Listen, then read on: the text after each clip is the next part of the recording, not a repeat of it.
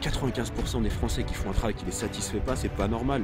On a tous des choses, des talents, des dons, des choses qu'on peut exprimer à notre manière. Et je suis sûr que vous qui regardez cette vidéo maintenant, vous avez quelque chose en vous, quelque chose qui vous plaît, quelque chose que vous feriez même si vous n'êtes pas payé, quelque chose que vous faites aujourd'hui sans être payé.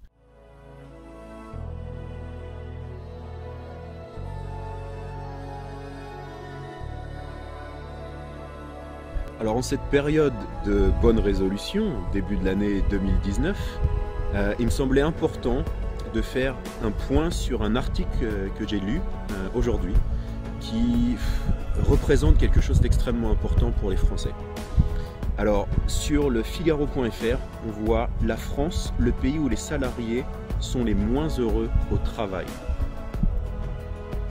Une étude a montré qu'en se basant sur 17 pays, comptant parmi les économies les plus importantes au monde, la France se situe en dernière position de cette étude.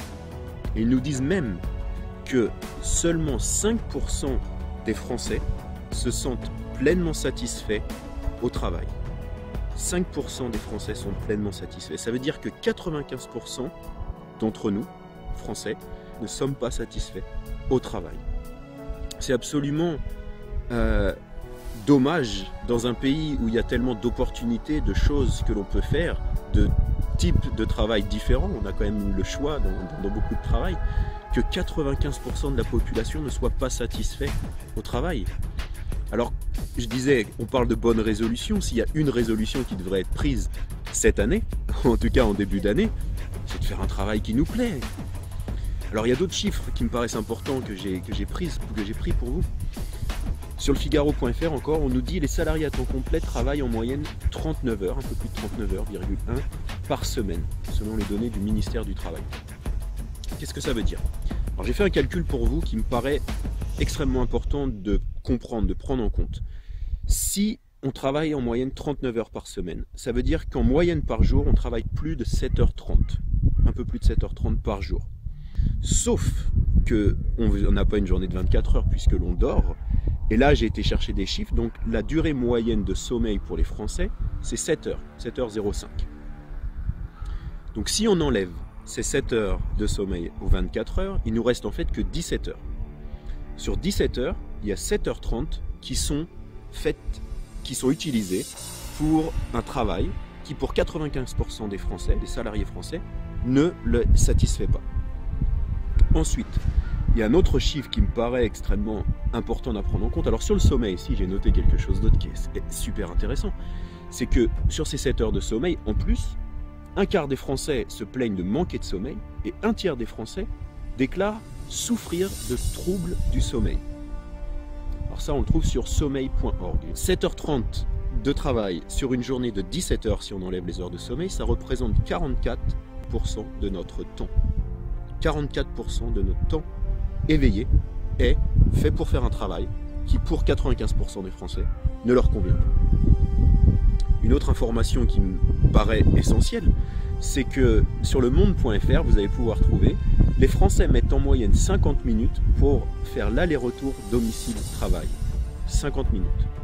Donc si on ajoute ces 50 minutes à cette 7h30 de travail, c'est un peu plus de 7h30, donc on arrive à 8h30 de travail, de temps en tout cas, qui est consacré pour le travail avec le déplacement, qui pour la majorité des Français n'est pas agréable. J'ai même lu sur un site que 73% des Français ont plus de 25,9 km pour aller à leur lieu de travail. Donc ça fait plus de 50 km par jour. Ça, c'est 73% des Français. Bon, on va rester sur cette étude qui est moindre, donc qui dit 50 minutes, parce que 25 km, ça probablement plus de 50 minutes aller-retour, 50 km. Donc qu'est-ce que ça fait? 7h30 plus, en gros, 1 heure, 8h30 de temps consacré au travail par jour, ça représente 50% de 17 heures éveillées. 50% de notre journée est faite pour aller au travail. Alors je ne parle même pas du pourcentage de taxes qui est appliqué sur tout ce temps, 8h30 tous les jours, 50% de notre temps éveillé sur le mois.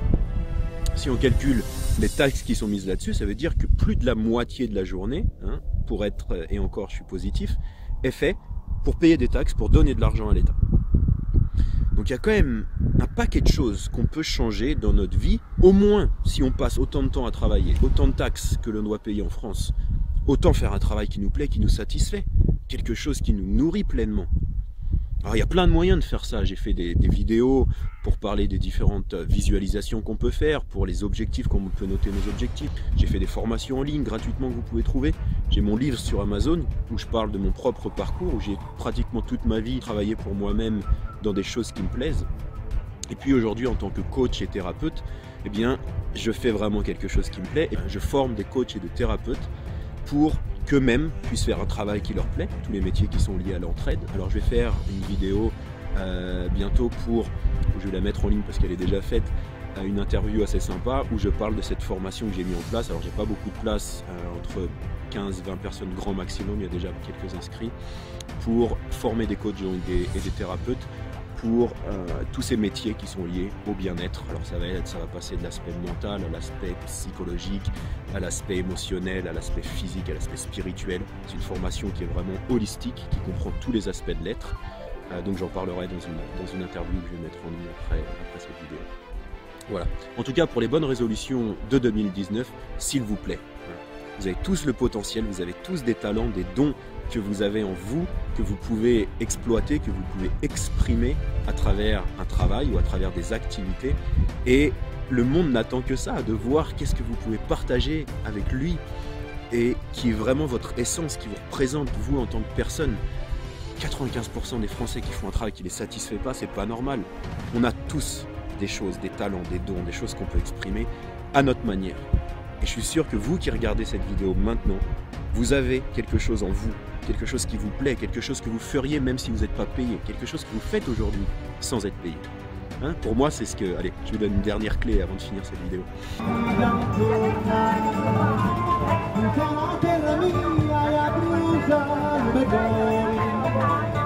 Pour moi, c'est ce qui a été vraiment la manière de comprendre comment est-ce que je pouvais gagner ma vie.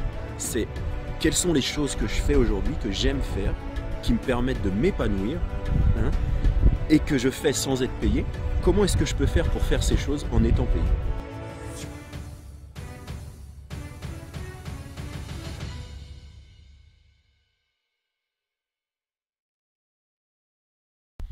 Eh ben, j'ai fait un mix de toutes les choses qui me plaisent.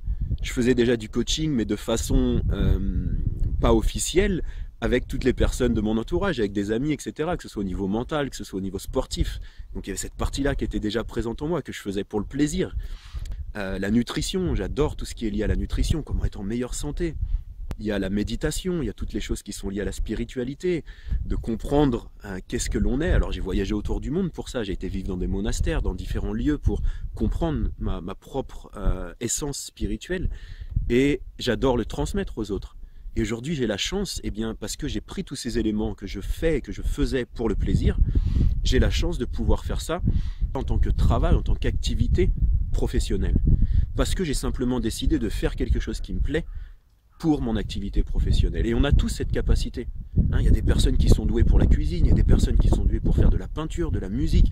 Vous avez tous un talent, j'en suis sûr. Des choses qui vous plaisent, qui vous passionnent, que vous faites bien ou mieux que d'autres et que vous pouvez apprendre à d'autres personnes. J'ai un de mes clients qui m'a envoyé un message, il me dit « J'adore le jardinage, j'adore la musique, comment est-ce que je peux mixer ça avec une activité professionnelle ?» Je lui dis, moi par exemple, il y a une période, je voulais apprendre la guitare. Eh bien, le fait de prendre un prof de guitare, c'est le plus efficace pour apprendre. Et je lui dis, bah, si tu as des connaissances, si tu as une étape d'avance sur ces personnes-là, tu peux leur enseigner. Tout ce qui est jardinage, c'est génial aussi, de connaître comment faire pousser des plantes, des légumes, etc. Bref, il y a plein de moyens, on peut faire des ateliers, on peut faire des stages, tout un tas de choses. Bon, il commence à faire frais, j'ai été dehors au soleil et il y a un petit vent frais. Donc je vais arrêter cette vidéo. Je vous laisse regarder la vidéo sur l'interview pour la formation que j'ai mis en place. Et puis, eh ben, si vous voulez me contacter, n'hésitez pas sur mon site internet frédéricdeltour.com.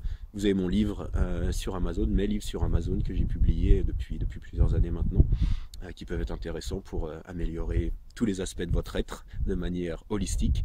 Et puis, si vous voulez des séances de coaching avec moi, eh ben, vous pouvez me contacter également sur mon site internet frédéricdeltour.com. À bientôt.